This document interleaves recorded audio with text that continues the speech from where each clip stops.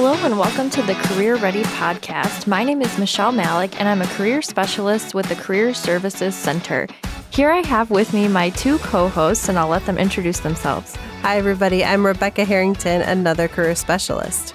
And I'm Pierre Michaels, another career specialist. So we're really excited to be here today and discuss what it means to develop a professional brand. So I'll let Pierre take it away. Now that you know who we are, I want to go ahead and introduce the podcast and give you an idea of what to expect as we go through today's episode and as we launch future episodes. We are calling this a resource podcast. We hope that you stick with us for every episode, but we also know as you go through that job search, you're going to be looking for content as you need it. So make sure you subscribe to access topics that are relevant to you and those episodes as they're released. Today, what you're going to hear is a general overview of professional branding and why it's needed to help you launch your career moving forward and how a Career Service Center office can help you through that process. After we go through that conversation, we're going to hear from Michelle, who will give you an insight to our resource of the day. We want to share resources with you throughout this series, and Michelle will be looking at the Career Service Center, College of DuPage's website, but there's a lot more websites out there of a similar nature you could be looking at. And finally, Rebecca will answer a listener's question. For this first episode, we've selected a common question we get asked, but please submit your questions so we can answer it on a future podcast episode. And you can submit those questions to careerpodcast@cod.edu. So as I mentioned earlier, this is our first episode, and with that, we want to take the time to set the expectations of what we'll be talking about in future episodes and hope that you'll stay connected with us.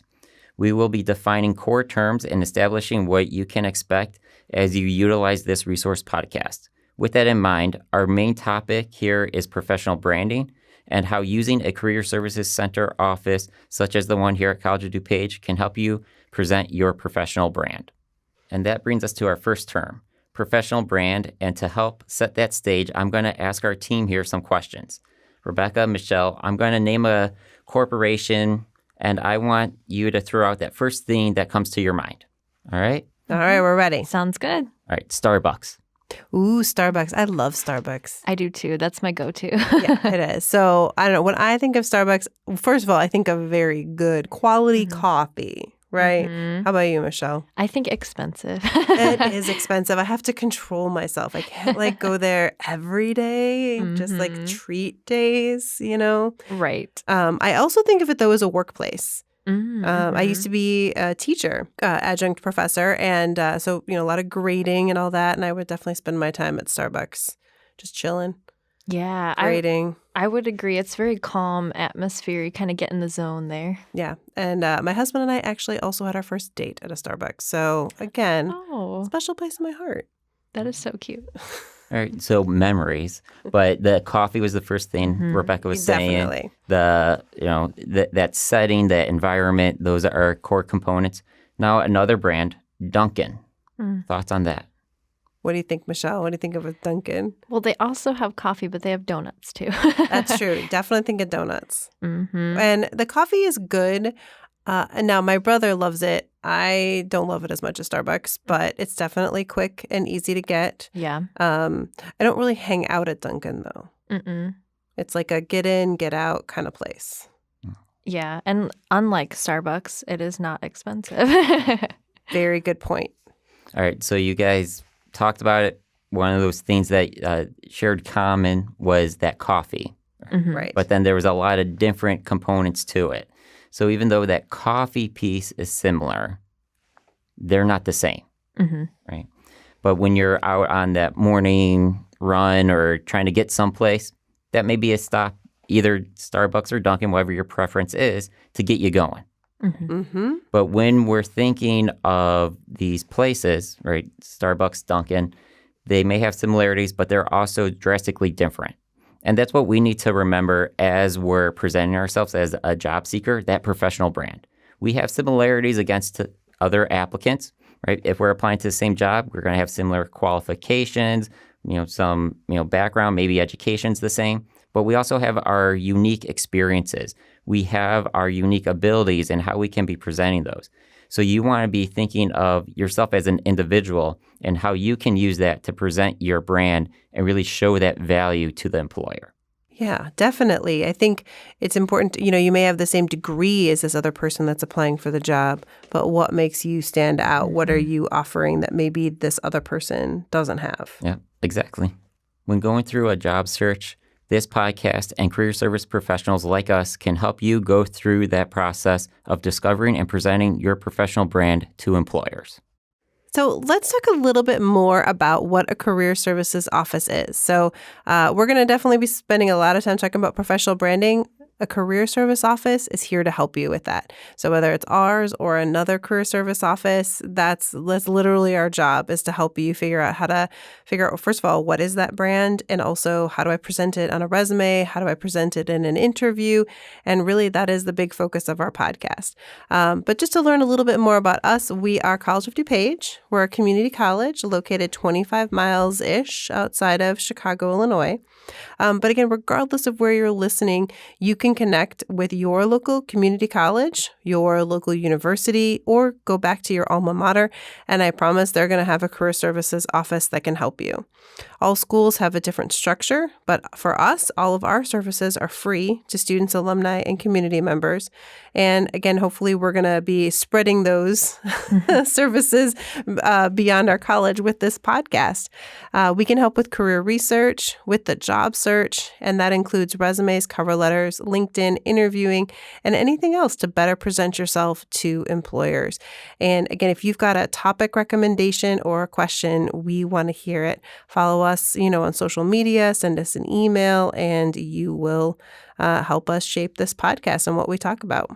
Let's take some time just to define core components to the job search and how they connect to your professional brand. Michelle, to make sure we're all on the same page, can you talk a little bit about the resume and why it's important?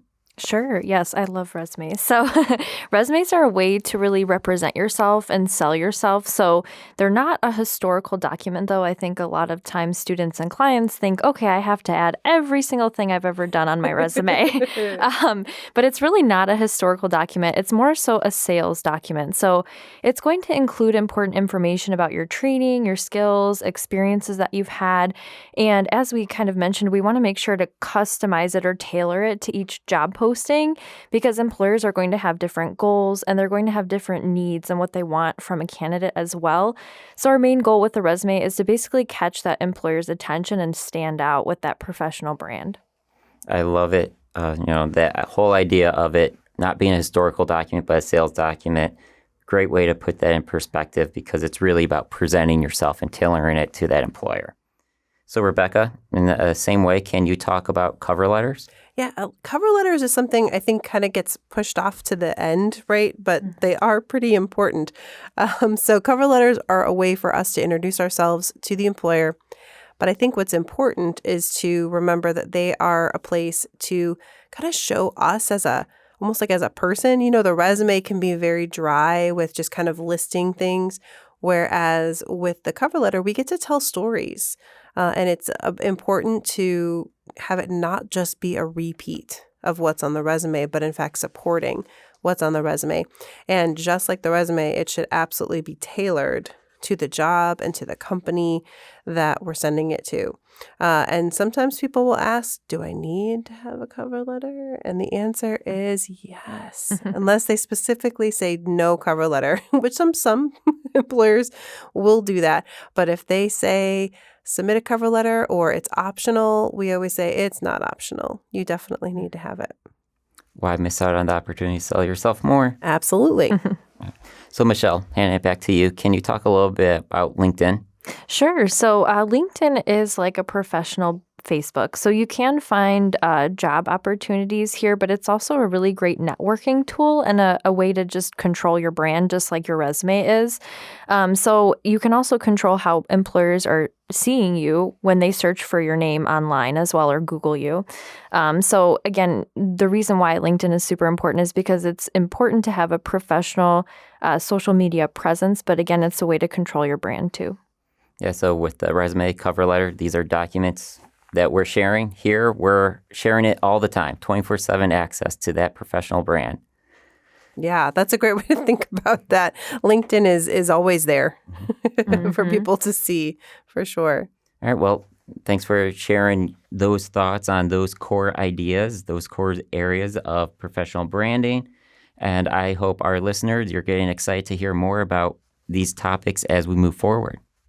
From a career services perspective, we can provide a lot of our services through appointments and by connecting job seekers to other resources. In future episodes, you'll hear of our resource of the day as we try to make sure you're connected to them. But I'm going to hand it off to Michelle to talk about a resource that you can use moving forward through your job search, regardless of where you're at. So I'm going to be talking about our website. So that's a really great place to find out more about our resources. On the main page, we do have information about our office. So that includes how to schedule an appointment with us directly to discuss career-related topics such as resumes, cover letters, interviewing, and so much more. To schedule an appointment, you will use the service request form, or you also have an option to request an e-review if you want your documents reviewed electronically. We look at them, we add our comments, and we get back to you within 5 business days, so that's very convenient. We also have electronic resources available at any time, and if you are a listener at another school, your university website may also have these resources as well, but you can use ours for free. So we do have a free electronic job board. We have a career exploration website, interviewing software, and we also have something called Blackboard. So Blackboard is a website, and it's a way for students to get access to their classes and class material, but we also have a page on Blackboard for career services. So this specifically houses our grab-and-go resources like resume and cover letter samples, interviewing tips, and if you don't attend COD, you still have access to our resources by clicking on Preview as Guest rather than logging in as a student. And I believe Rebecca mentioned this, but all of our resources are available for students, alumni, and community members to use as well. I also wanted to mention experiential learning and our webinars.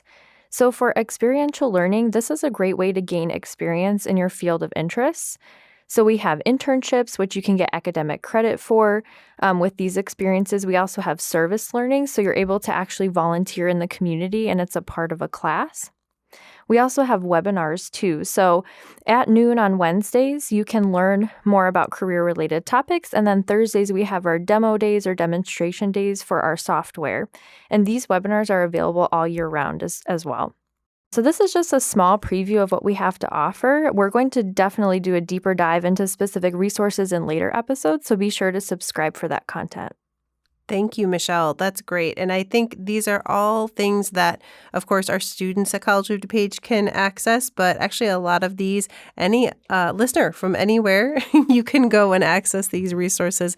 As Michelle mentioned, with Blackboard, you can preview as guest and you'll be able to access it. And our webinars are available to anyone that registers. All right, so every episode, we will answer one of your questions, right? Pierre mentioned this earlier. We are going to do listener questions at the end of every episode, so we want your questions.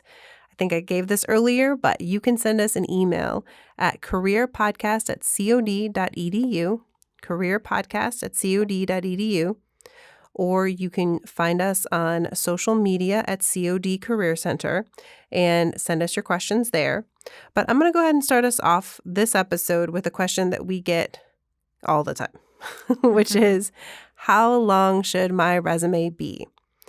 Every resume can be different, but in general, 1 page is usually long enough to give an employer.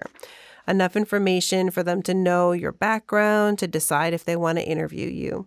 However, some people may have enough experience in their background to need 2 pages for their resume. This is also fine.